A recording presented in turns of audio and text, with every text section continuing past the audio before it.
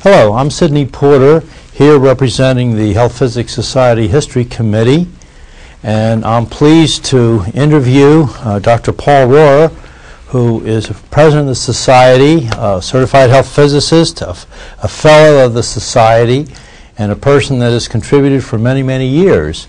And I'm looking forward to having Paul tell his story and to communicate to us the many things that have happened to him over his long and rich professional career. So Paul, why don't you start by talking about how you first got interested in science and your early days.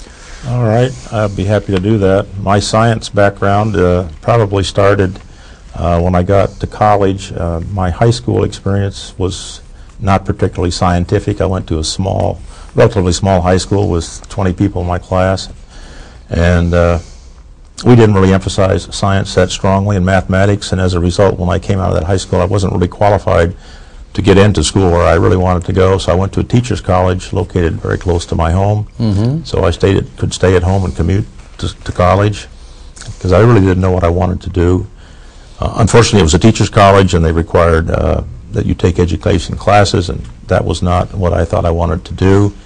So the draft board caught up with me at that time, and it was time for me to serve my 2 years. So I was drafted for 2 years in the Army. And again, more or less by chance, when my basic training was finished, I was assigned to artillery, and that led to my becoming a fire direction specialist. And when it was time for overseas assignment, I was sent to Germany and assigned to a 280 millimeter cannon outfit, and it was actually what we referred to as an atomic cannon. And that piqued my interest just a little bit. What is this atomic cannon business? And lest anyone be concerned, we didn't really shoot off atomic rounds.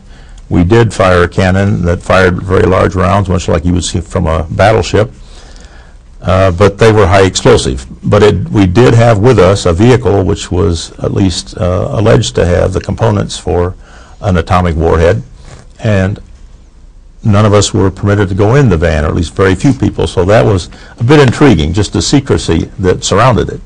So when I got back home after getting out of the service, I went to Drake University and pursued a degree in physics, and my professor there, Dr. Helmick, had one class in nuclear physics, which I found very interesting and fascinating, but still I hadn't really zeroed in on anything until graduation approached, and I was slow at applying for jobs, as I think many students kind of are.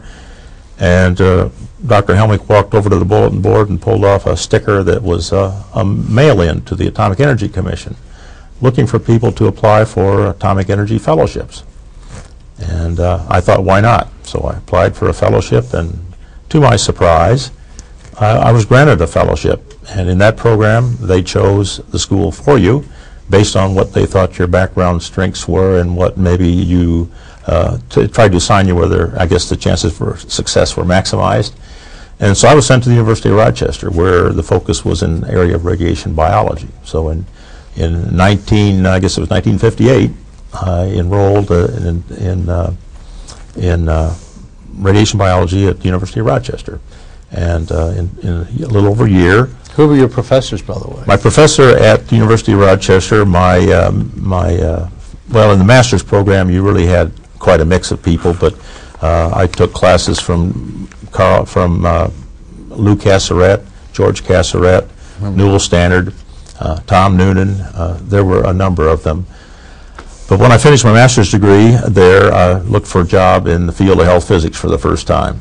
And that was after I had my first exposure in really hands-on at Brookhaven. I had been at Brookhaven for 2 summers.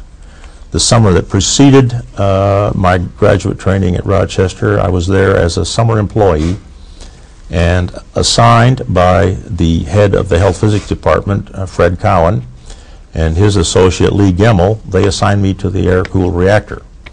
And there I worked with a number of people, including Lee Phillips and Chuck Folix, and 2 or 3 of the technicians that were sort of my initial mentors were Charlie Floyd and Nate Carter, and they helped me just make me aware of what instruments are and what radiation is. And so then I went to Rochester, had a year of training, went back to Brookhaven as the summer part of the training program. In that case, I didn't work just at the reactor. We also got sent to like the AGS accelerator facility and the medical health physics reactor and so on. Met people like Charlie Meinhold and others there. But I went to apply for a job then and accepted employment at the University of Michigan. Before you get off that, at Brookhaven, didn't you work for a very well-known health physicist and technician by the name of Artie Hum? Artie Hum was the lead person for managing the staff at the air-cooled reactor, and Artie is well known throughout the profession. Today he is memorialized because the NRPT people have the Artie Hum Memorial Award, which they grant to one of their outstanding people each year. But Artie was wonderful to me and gave me lots of opportunities to learn about things that maybe if I had just gone straight to graduate school, I wouldn't have had the benefit of. But Artie was a wonderful person and highly regarded in the profession. Wonderful. So you finished this first summer, and then the second summer. Okay, second summer was a part of the fellowship program. And as I said, we went to all students, I think, that go through that program cycled through all the positions. You spent a couple of weeks at each facility and you met additional people, but you also got a little more hands-on experience in all those different kinds of settings. And that's the time, of course, when we were also applying for jobs. That's what led to my applying to the University of Michigan and having Art Solari there, who is was at that time the RSO, and his group of people were called the Radiation Control Service. So this was your first real job? That was the first job for pay. Right. That's right. Job for pay. That's right. And a well-known person at Michigan at that time was Hoyt Whipple, who was in the School of Public Health there, but he also was the chair of the Oversight Committee for the Radiation Safety Program at the university. You know, he was well known. In fact, I call him my favorite health physics iconoclast. He championed many a cause over the years, but he was incredibly adroit. Oh yeah. At championing a cause, and I hated to be on the other side of any issue that he was working on. He could be very penetrating. Absolutely, very much indeed. But I think he made a real contribution to our society, though. Oh yeah. I mean, he was a strong force in our society for many years. And largely because I think of his presence there, he turned out a lot of very good people from that program. Including you, I might add. Well, I was sort of on the sidelines there, but I enjoyed the opportunity to see him and to meet with him. Yes. So you were largely there under Art Solari. That's right. And you were working in practical health physics, as I remember you saying. Can you tell me a little bit about what you were doing? Yeah, we had responsibility for, of course, overseeing all of the isotope users throughout the university. I didn't have much opportunity there to work at things like the accelerator and the reactor facility because we had people assigned there. I was on central campus, and so I helped monitor the laboratories in the biological research areas and sometimes some of the hospital follow-up work. But it was pretty much general health physics. Now, this job didn't have a 2-year limit on it. No, it did not. So tell me about that. At that time, I was going back to Rochester routinely because, as maybe I did not mention earlier, in my first year at Rochester, that's where I met my wife. She was working in the graduate office at Rochester when I went there, and she was an assistant to Dr. Standard's secretary. Her name was Rose Sternberg, and my wife Sandy was her assistant. So the result, Sandy and I were married when I got my master's degree, so we were making trips back to Rochester to visit her family. And we, at the same time, would always see Dr. Standard because his property and my wife's parents were neighbors. So I saw Dr. Standard frequently, and he would say, "Don't you think you ought to come back to graduate school?" So he convinced me to apply for AEC Advanced Fellowship. And luck was with me once again, and so I went back to Rochester a second time and stayed 3 years to get my doctorate degree in radiation biology, graduating there in 1966. Now, what did you particularly specialize in Okay, within the radiobiology area? My work was in radiation biology, and my research advisor was Dr. Tom Noonan.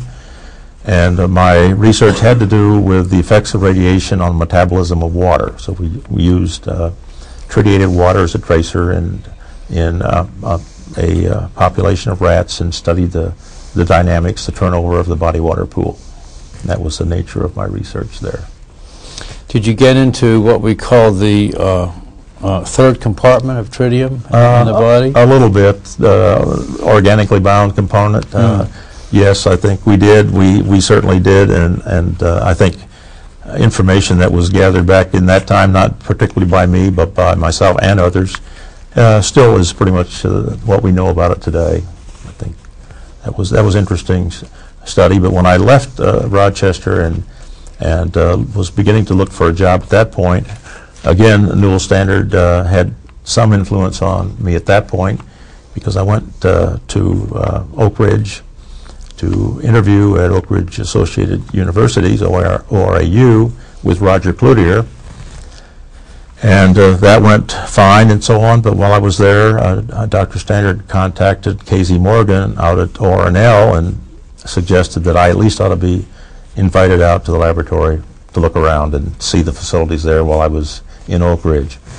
And so I stayed on an extra day and went out to visit the laboratory, and was introduced to Walter Snyder and others, Ed Struxness and others on Carl Morgan's staff. And before the day was out, they were asking me if I would be interested in considering a position at the laboratory. So I went home and sent my application into the ORNL, and it turned out that I went there rather than to ORU at that point in time to work with Walter Snyder, because he was involved in internal dose. That was his major responsibility.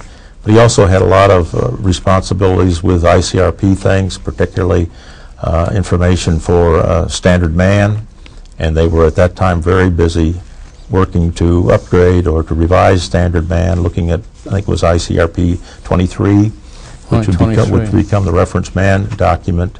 So I worked there with people on Walter Snyder's staff. Such as? Mary Rose Ford, Mary Jane Cook, Bob Bernard, Clayton Holloway. These are all people that were working with Walter. Walter also was asked to be a participant in a plowshare program that was also getting underway at the laboratory. And that had to do with internal dose again, with peaceful applications of nuclear explosives. And so we were beginning to look at dose models and pathway models that could be used to estimate what would be the impact of the radionuclides that might be residual in, let's say, underground shots that were used for gas stimulation. The first two shots were Gas Buggy and Rulison. So we were in that case trying to estimate what would be the movement of tritium, what would be the behavior of the tritium and other fission products in the cavity. But we also had a more interesting, I think, were the planned excavation type shots that were also a part of this overall plowshare program. Because at that time we had ideas that we were going to be using surplus weapons type devices for excavation projects, building harbors, excavating a canal across Central America. That was the big project that we worked on. And we had a subcontract through our colleagues in Battelle, Columbus, and we had then responsibilities to do dose calculations for a population that might live in the area of Central America, where we hoped to build a canal. And so we began to look at how could we computerize. Now, what years were those? This would have been 66 to 70 in that time frame. Okay, because politically what was happening there, just a sidebar, is that we knew that our treaty with Panama was about up. That's true. That's true. And we had no confidence that Panama was even going to be able to keep up the canal on their own, but they made it abundantly clear that we were out of there. The U.S. was out of there the minute the treaty was over. And so there were great worries throughout the government That's that we right. were going to have to dig our own canal. Yeah. And so therefore this was a natural for that. I think that's right, yeah. Unfortunately, or maybe fortunately as the case may be, that's about the time that environmental things really became of interest to lots of folks, and they became very concerned about what would become of all these nuclides or the fission products that would come from these kinds of events. We, of course, had developed our computer models where we were going to be estimating doses to total populations in Central America. That required some consideration, not just for standard man, but for individuals that are quite different from standard man, Sure. not only in stature, but also maybe in diet and many other ways. And so we were looking at ways to generalize and make computerized code so that we could change parameters and things. And so that was really the beginning of that kind of mass calculation of dose instead of